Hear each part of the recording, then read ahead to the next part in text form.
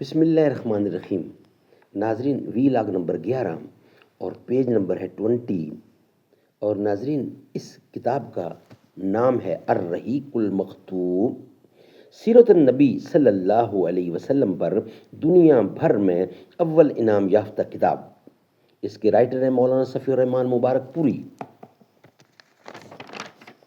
رابطہ عالم اسلامی مکہ مکرمہ کے زیر اہتمام منعقدہ سیرت نگاری کے عالمی مقابلہ میں اول آنے والی عربی کتاب کا اردو ترجمہ ہم آپ کے سامنے رکھ رہے ہیں۔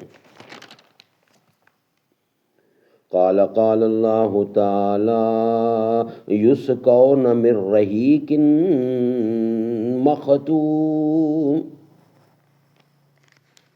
رابطہ عالم اسلامی مکہ مکرمہ کے زیر اہتمام منعقدہ سیرت نگاری کے عالمی مقابلہ میں اول آنے والی عربی کتاب کا اردو ترجمہ ہم رکھ رہے ہیں۔ یہ ترجمہ و تصنیف ہے مولانا صفی الرحمان مبارک پوری۔ قال اللہ تعالی وَإِن تُطِيعُوهُ تَهْتَدُوا، اور اگر اس کی فرما برداری کرو گے تو راہ پاؤ گے۔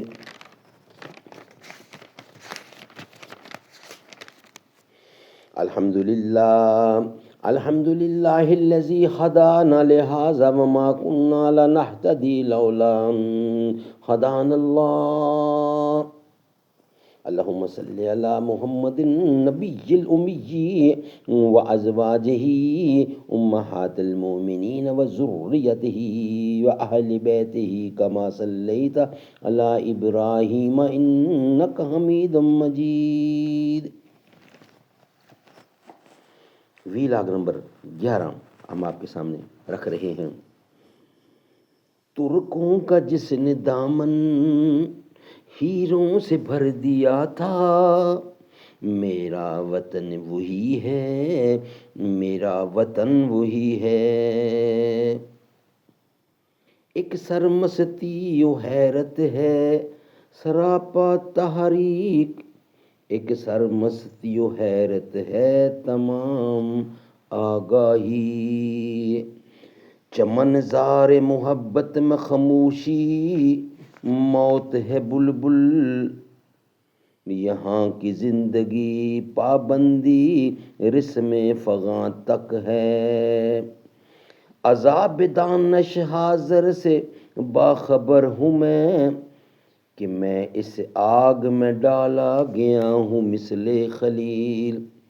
پھولوں کی پتی سے کٹ سکتا ہے ہیرے کا جگر، پھول کی پتی سے کٹ سکتا ہے ہیرے کا جگر، مرد ناداں پر کلام نرم و نازک بے اثر۔ ناظرین، وی لاگ نمبر 11۔ چند دن بعد جمعیت اہل حدیث ہند کے آرگن اور نقیب 15 روزہ ترجمان دہلی میں رابطہ کی ایک تجویز اور اعلان کا اردو ترجمہ شائع ہوا تو میرے لیے ایک عجیب صورت حال پیدا ہو گئی۔ جامعہ سلفیہ کے متوسط اور منتہی طلباء میں سے عموماً جس کسی سے سامنا ہوتا وہ مجھے اس مقابلے میں شرکت کا مشورہ دیتا۔ خیال ہوا کہ شاید خلق کی یہ زبان خدا کا نکارہ ہے، تاہم مقابلے میں حصہ نہ لینے کے لیے اپنے قلبی فیصلے پر میں قریب اٹل رہا۔ کچھ دنوں بعد طلباء کے مشورے اور تقاضے بھی تقریباً ختم ہی ہو گئے، مگر چند ایک طالب علم اپنے تقاضے پر قائم رہے۔ بعض نے مقالے کے تصنیفی خاکے کو موضوع گفتگو بنا رکھا تھا اور بعض کی ترغیب اصرار کی آخری حدوں کو چھو رہی تھی۔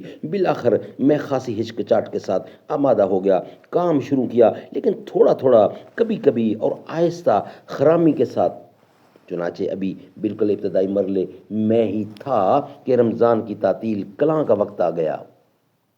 ادھر رابطے نے آنے والے محرم الحرام کی پہلی تاریخ کے مکالات کی وصولی کی آخری تاریخ قرار دیا۔ اسی طرح مولت کار کے کوئی 5.5 ماہ گزر چکے تھے اور اب زیادہ سے زیادہ 3.5 ماہ میں مکالہ مکمل کر کے حوالہ ڈاک کر دینا ضروری تھا تاکہ وقت پر پہنچ جائے، اور ادھر ابھی سارا کام باقی تھا۔ مجھے یقین نہیں تھا کہ اس مختصر عرصے میں ترتیب و تصویر، نظر ثانی اور نقل و صفائی کا کام ہو سکے گا، مگر اصرار کرنے والے نے چلتے چلتے تاکید کی کہ کسی طرح کی غفلت یا تذبذب کے بغیر کام میں جت جاؤں، رمضان بعد سہارا دیا جائے گا۔ میں نے بھی فرصت کے ایام غنیمت سمجھے اور آشوب قلم کو مہمیز لگائی اور قد و کاش کے بحر و بکرا میں کود پڑا۔ پوری تعطیل سہانے خواب کے چند لمحوں کی طرح گزر گئی، اور جب یہ حضرات واپس پلٹے تو مقالے کا 2/3 حصہ مرتب ہو چکا تھا۔ کیونکہ نظر ثانی اور تبییز کا موقع نہ ملا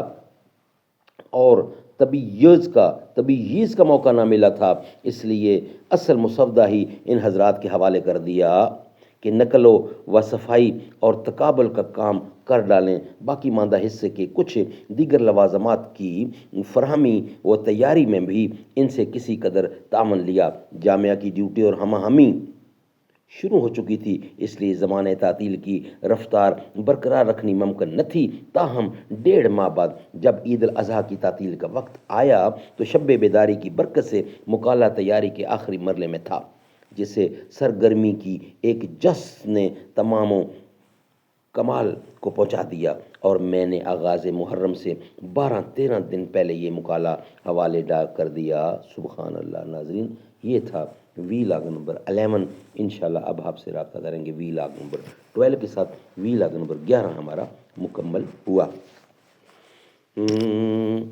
بوسہ لیا ہے حضرت روح الامین نے، سرکار کائنات کا طلبہ عظیم ہے، جلوہ نما ہے پیارے نبی اس میں اس لیے، سارے جہان میں شہر مدینہ عظیم ہے، سارے جہاں میں شہر مدینہ عظیم ہے، سارے جہاں میں شاہ کا جلوہ عظیم ہے۔